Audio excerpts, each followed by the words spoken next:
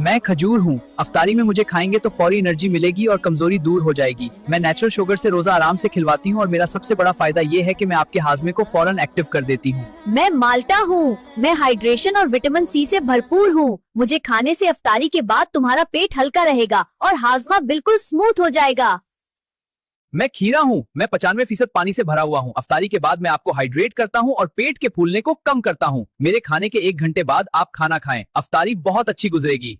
मैं उबले हुए चने हूँ। मैं प्रोटीन और फाइबर देता हूँ जिससे एनर्जी बरकरार रहती है और पेट भारी नहीं होता। इफ्तारी में थोड़ी मिकदार में मुझे खाएं। मैं पुदीना लीमू पानी हूँ। मैं आपको हाइड्रेट करता हूँ, हाजमे को फौरन एक्टिव करता हूँ और सीने की जलन को खत्म करता हूँ। मेरा सबसे बड़ा फायदा ये है कि मैं आपके जिगर की सफाई करता हूँ ताकि आप अफ्तारी के बाद खुद को तरोताजा महसूस करें। ये है आपके अफ्तारी सुपर हैक्स। अगर आपको वीडियो अच्छी लगी तो लाइक और शेयर कर और फॉलो जरूर करें।